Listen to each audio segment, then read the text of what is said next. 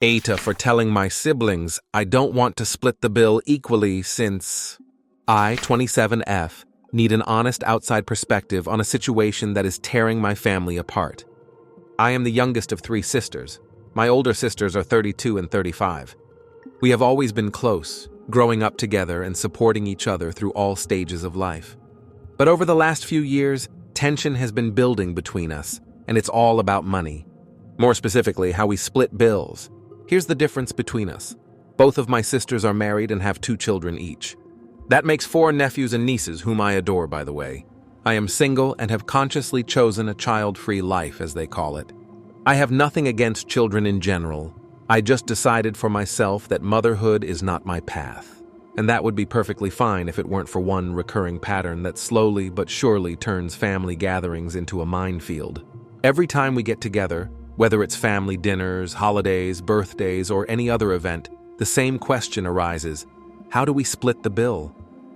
And every time the answer is the same: let's divide it into 3 equal parts. Sounds fair, right? 3 sisters, 3 equal shares. But here's the catch. When we go to a restaurant or plan an event, I pay for myself. Only for myself. Sometimes I also pay for my mom's share if we're celebrating something with her. My sisters? They pay for themselves, their husbands, and their children. Each sister comes with a family of 4. That's 8 extra mouths to feed on top of our 3. And somehow, these 8 people disappear from the equation when it's time to split the bill. Let's divide it into 3 parts, they say every time. As if their husbands and children eat air and don't order full meals. And you know what? I kept quiet about it for years. I just paid my third and swallowed my irritation. Because I didn't want to be the one who caused drama. I didn't want to be the stingy younger sister who nitpicks about money at family gatherings. I told myself, it's family. It's not about money. Just let it go. But you know what happens when you let go of something for years? It builds up. It turns into a heavy burden of resentment that weighs on you at every new gathering. And a couple of months ago, I reached my boiling point. It started with an innocent suggestion in our family group chat. My older sister, let's call her Lisa, wrote, "Girls, Mother's Day is coming up. Let's take Mom out for a nice lunch. She deserves it." Great idea, right? I immediately agreed. Mom really deserves a nice day. She has always been our rock. My middle sister, Carol, was also in favor. We started discussing where to go and which restaurant to choose. Then Lisa wrote, "Great. So we'll split the bill 3 ways, as usual." As usual. Those 2 words stuck in my throat. As usual meant that I would once again pay not only for myself and my mom's share, but also for their 8 family members' share. As usual meant that I would once again be taken for granted. And this time I couldn't just agree. I typed a reply, deleted it, typed it again. My heart was pounding. I was so unaccustomed to challenging family rules. But I sent the message anyway. Actually, I don't think it's fair to split the bill 3 ways. Your kids will be eating too, and they're not little. One of your nephews is almost 18. They order full meals, drinks, desserts, everything. Maybe we should split the bill in a way that reflects who's actually eating? I pressed send and stared at the screen, waiting for a reply. Silence. A minute passed. Then 2. I could see they were online. I could see the typing indicators appearing and disappearing. Finally, Carol replied, "Wow. Okay. I didn't know it was such a big deal for you." Then Lisa, "We're not asking you to pay for our children. We've just always split everything evenly. It's a family dinner, no need to nitpick about who ate what." Nitpicking. She called it nitpicking. I tried to explain. I'm not nitpicking. It's a matter of fairness. I only pay for myself and my mom. I don't think it's right to cover part of the bill for your children when I didn't decide to have them. I'm not saying I don't want to help the family or be a part of it. I just want us to pay for what we actually ordered. But the conversation quickly turned into an awkward argument. They defended themselves, I tried to explain my position, and in the end, we all just fell silent. We celebrated Mother's Day anyway, but the atmosphere was tense, and the issue of the bill remained unresolved. And of course, my mother found out about it. She always does. Probably one of my sisters complained to her, I don't know. My mother called me the next day, and her tone was disappointed. "Honey, why are you making a mountain out of a molehill?" she said. "It's just a family dinner. Why create such tension over money?" Just let it go for the sake of peace in the family. Let it go. Again. Mom, I've been letting it go for years, I replied, trying to keep my voice steady. I'm tired of feeling like I'm being taken advantage of just because I don't have children. It's not about being stingy. It's about what's fair, she sighed. Well, I think you're overcomplicating things. But do as you see fit. The conversation left a bitter taste in my mouth. I felt both guilty for creating conflict and angry that I wasn't being understood. You may be wondering where all this pent-up resentment came from. Let me tell you about a family trip a couple of years ago that opened my eyes to this pattern. We were planning a weekend getaway for the three of us, me, Carol, and Mom. Lisa couldn't come because of work. Carol suggested renting a cabin by the lake for the weekend, and we agreed to split the cost 3 ways: Mom, her, and me. I assumed that costs meant the cottage rental and maybe some shared groceries or group activities. That seemed reasonable. We booked the place, and I transferred my third of the deposit to Carol, who was organizing everything. When we arrived on Friday evening, I realized something was wrong. Carol hadn't come alone. She was with her husband Tom and their 2 children, aged 8 and 11. Surprise, she said with a smile. Tom was able to get time off work at the last minute, so we decided to bring the whole family. I smiled back, but inside I was boiling with a question. Wait, how does this affect the expenses? The weekend went well. The kids were lovely, and we all had a great time. But every time there was an expense, groceries, dinner at a restaurant, boat rental, Carol would say, let's split it 3 ways. Into 3 parts, even though her family consisted of 4 people and I was alone. By the end of the weekend, I realized that I had paid a third of the cost of the trip, which was actually calculated for 7 people. I subsidized my sister's entire family's vacation. I didn't say anything at the time. When we got home, my mom took me aside. She had noticed too. I know it was a little unfair, she said quietly, but please don't make a fuss. Carol doesn't mean any harm. She's just so used to dividing everything between the 3 of us. And they're having a hard time financially with 2 children right now. Let's just keep the peace, okay? I agreed. I swallowed my frustration, paid my share, and tried to forget about it. But it left a bad taste in my mouth that has lingered ever since. And every time we got together and split the bill 3 ways, I remembered that trip. I remembered how easily they took my money without thinking about fairness. For several weeks after the Mother's Day fiasco, we hardly communicated in the family chat. The messages were polite but cold. How are you? Fine, how are you? Fine too. No real closeness. Then Lisa sent a message. Girls, let's not be like this. We're family. Let's get together for dinner this weekend? There's a new restaurant downtown I want to try. Let's bring Mom and have a nice family evening. I hesitated. Part of me wanted to refuse, to avoid potential conflict. But another part didn't want to give up, didn't want to lose touch with my sisters because of this. I agreed, but cautiously. I could already see where this was going. The restaurant turned out to be really good, one of those cozy places with dim lighting and a warm atmosphere, where the appetizers alone cost as much as a full meal at a regular place. A place that seems welcoming, but also makes it clear that you're going to spend a lot of money. We met at the entrance on Saturday evening. Lisa came with her husband Dave and their 2 teenage children. Carol came with Tom and their 2 children. Mom, and me alone. The children were excited, discussing the menu even before we sat down. Mom, can I have steak? Dad said the pasta here is amazing, and I want that chocolate dessert. We took a large table at the back of the restaurant. The waiter handed out the menus, heavy, leather-bound with prices that made you flinch. I quickly scanned it, figuring out what I would order. Something modest. I knew where this was going. My sisters and their families didn't hold back. Steaks, seafood, cocktails, extra side dishes. The children ordered whatever they wanted. By the time dessert came around, I was already mentally calculating how much the bill would be. The conversation flowed easily. We talked about work, the children's school, the news. On the surface, everything was normal, almost like before, but I felt a familiar pit in my stomach, a premonition of what was to come. And then the waiter brought the bill. He placed it in the center of the table, this small black case that seemed heavier than it should have been. For a moment, everyone fell silent. Lisa reached for it first. She opened it, glanced quickly, and passed it to Carol. She did the same. They looked at each other, then at me, and I saw determination in their eyes. "So," Lisa said almost casually, as if the last few weeks hadn't happened, "I guess we'll just split it 3 ways again." Again. I felt frustration boiling up inside me. I knew that if I said anything, it would turn into another argument. But I couldn't just stay silent. Not again. I had already expressed my point of view before, and I wasn't going to back down. "Can I see the bill?" I asked, trying to keep my tone neutral. The sisters exchanged a quick glance, but handed me the bill. I scanned the detailed list, quickly noting what I had ordered and what my mother had ordered. I took out my phone, opened the calculator, and quickly did the math. "Actually," I said, looking up, "I'll only pay for my food and my mom's. You can split the rest however you want." The table fell silent. My sisters just stared at me.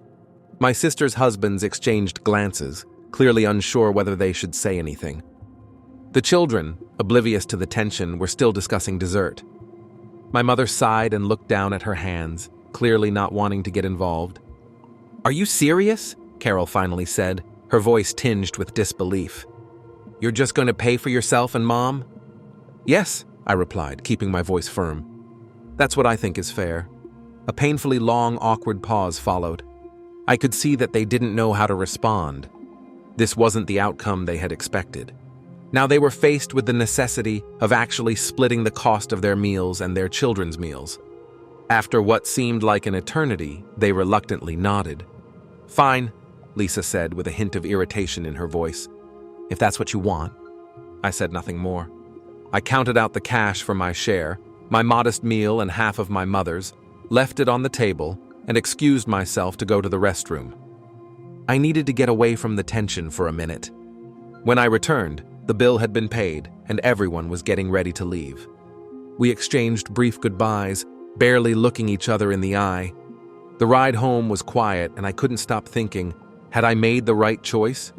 Or had I just driven an even bigger wedge between us?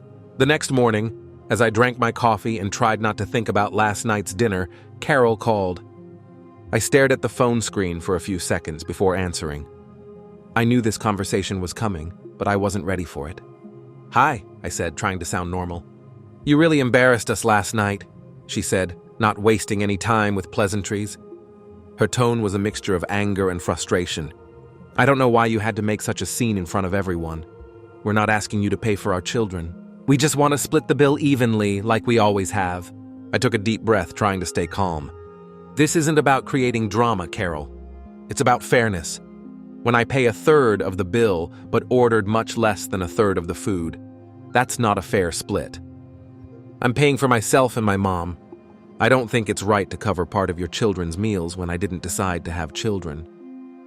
"We're a family," her voice rose. "Families help each other. It's not about who ordered what or who has children. It's about being together and sharing the cost. Don't you see how this just makes everything awkward?"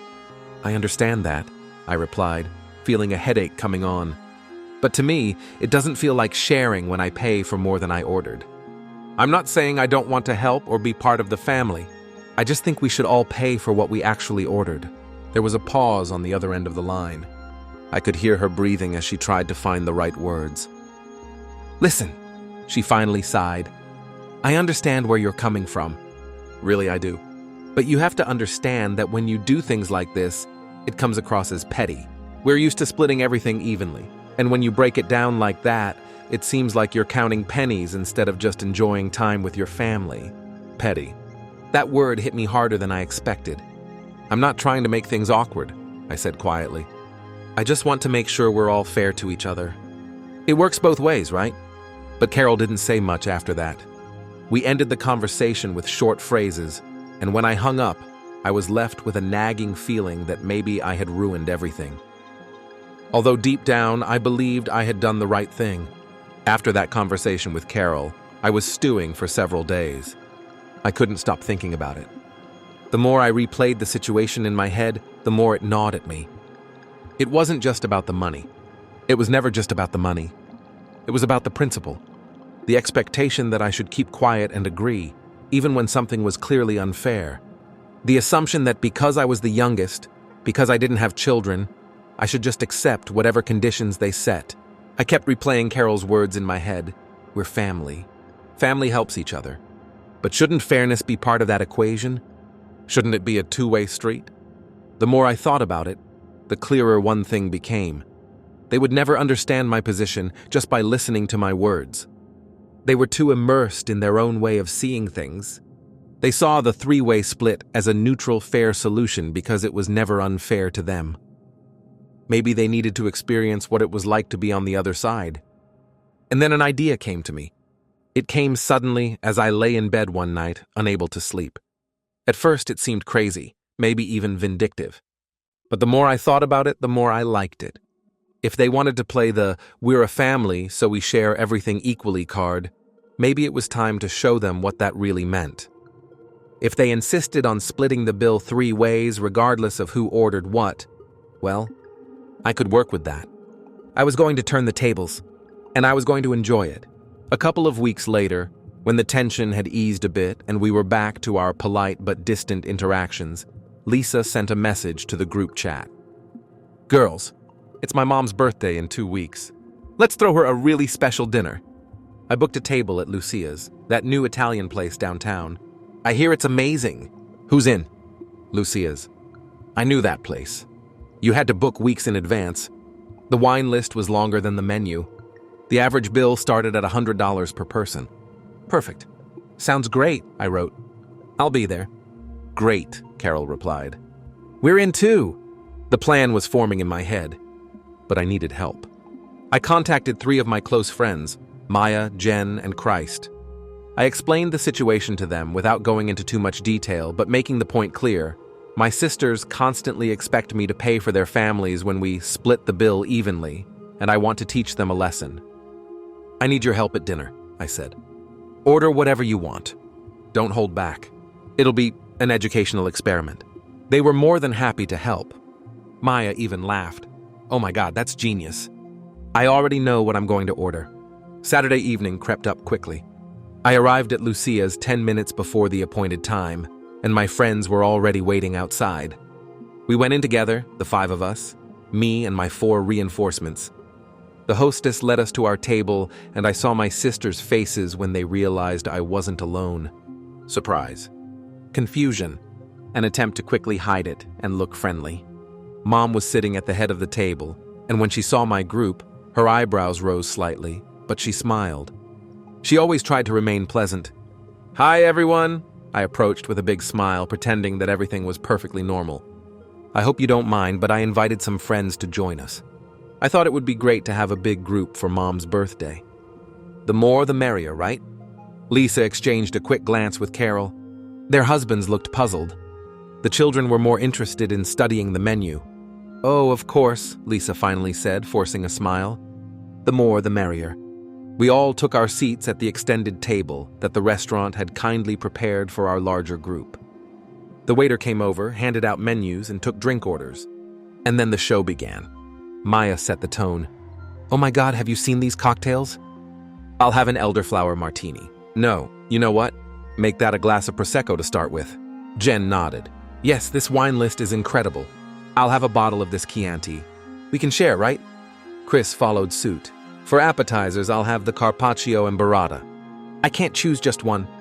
I saw my sisters' eyes widen slightly as they began to realize what was happening. Dinner continued in the same vein. My friends ordered generously. Several appetizers, the most expensive main courses, extra sides, desserts, more cocktails. They held nothing back. Neither did I. I ordered everything I wanted without my usual restraint. The conversation was light, almost normal. My friends blended in naturally, chatting with my mother, asking the children questions about school, discussing sports with my husbands. On the surface, it was just a pleasant family dinner with an extended group. But I could see the tension in my sisters' shoulders. I saw them glance at each other every time someone in my group ordered something else. I saw them whispering to each other when they thought I wasn't looking. By the time dessert arrived, which my friends, of course, ordered in every possible variation, I could see that my sisters were becoming genuinely anxious. They knew the bill would be astronomical, and they were beginning to understand what I had in mind. Finally, the waiter brought the bill. This time it was in a large leather folder, befitting the scale of our order. He placed it in the center of the table and withdrew. Silence fell. Lisa slowly reached for the bill. She opened it, and I saw her eyes widen when she saw the total amount. She passed it to Carol, who turned pale as she looked at the numbers. They both looked at me. Their eyes were filled with questions, hope, maybe even pleading. And then I delivered the blow. "So," I said casually, copying Lisa's tone from our last dinner, "I guess we'll just split it 3 ways again, right?" The silence that followed was deafening. I could see my words sinking in. I could see the moment they realized what I had done. If they agreed to split it 3 ways, they would be paying for a third of a massive bill that included 4 of my friends whom they hadn't invited, who had ordered whatever they wanted. But if they refused, they would have to admit that maybe, just maybe, their way of splitting bills hadn't been so fair after all. Lisa cleared her throat. Well, I mean, it's a pretty big bill. And your friends ordered a lot. Maybe we should split it differently this time?" I leaned back in my chair, pretending to think about it. "Oh, really? But I thought we always split things 3 ways. We're family, right? Family helps each other out. Isn't that what you told me?" Carol interjected, trying to sound reasonable. "Maybe we should just divide it based on what everyone ordered. That would be fairer, considering the circumstances." I paused as if considering. Divide it based on what everyone ordered. Interesting idea. But that's not how we usually do things, is it? Are you sure? I mean, I don't want to seem petty or count pennies instead of just enjoying time with my family. I could see my words, their own words, repeated by him, hit home. I could see the frustration and understanding on their faces. "Yes," Lisa finally said, her voice sounding tired. "Let's just split it based on what everyone ordered." "Fine," I shrugged, pretending to be accommodating. "If that's what you want." We spent the next 10 minutes reviewing the itemized bill. My friends, who had been silently enjoying the spectacle the whole time, paid for their meals without complaint. I paid for my share, which was substantial because I hadn't held back, but still much less than a third of the total bill. The sisters paid for their families, and their shares were substantial. As we were leaving the restaurant, my mother came up to me. She didn't say anything, just looked at me with a look that said she knew exactly what I had done. But there was a slight smile playing at the corners of her lips. "Happy birthday, Mom," I said, hugging her. "Thank you, sweetie," she replied quietly. It was an educational evening. It's been 2 weeks since that dinner. My relationship with my sisters is complicated. We still talk, but there's a new dynamic. They no longer automatically assume that we'll split the bill evenly. In fact, Lisa recently suggested we meet for coffee, just the 3 of us, without our families, and for the first time, we each paid for ourselves without any drama. Part of me feels guilty for what I did, for creating this situation, bringing my friends along, turning my mother's birthday into a lesson. It was manipulative, maybe even petty in a way, but another part of me feels in relief. Years of silently swallowing injustice, years of feeling used, it all came out. I set a boundary. I showed them that their fair way of dividing things was not fair at all. The question is, was my way of teaching this lesson the right one? I think about what my mother would say. She always advised me to keep the peace, to avoid conflict. And for many years, I followed that advice. But keeping the peace doesn't have to mean always being the one who gives in, always being the one who pays more than their fair share. I think about my sisters, their children, their financial obligations. I understand that raising children is expensive. I understand that they have expenses that I don't have. But does that make it right to expect me to subsidize their lifestyle? I chose not to have children. It was a conscious decision, and I am happy with it. But that doesn't mean I have extra money just lying around, ready to cover other people's expenses. It doesn't mean I have to pay for their choices. I refuse to continue paying more than my fair share of the family bills. And when they didn't listen to my words, I showed them in practice what it's like to be on the other side of an unfair division. Part of me believes I am right. Fairness is important, even in a family. Especially in a family, love should not mean being taken advantage of. But another part of me wonders, was it worth it? Is it worth being right if the price is family harmony? I look at my phone, at our family group chat, which has been so quiet these past few weeks. I miss how it used to be. The casual conversations, the spontaneous plans, the ease of our relationships. But I don't miss feeling used. Maybe over time we will find a new balance. Maybe this conflict, as uncomfortable as it is, will actually lead to a more honest and equal relationship. Maybe we will all come out of this with a better understanding of boundaries and fairness. Or maybe I've just ruined my relationship with my family over money. I don't know. That's why I'm here. That's why I'm asking strangers on the internet to pass judgment. Am I a jerk for refusing to split the bill evenly with my sisters who have children? For bringing friends to a family dinner to teach a lesson about fairness? Tell me honestly, because right now I really don't know.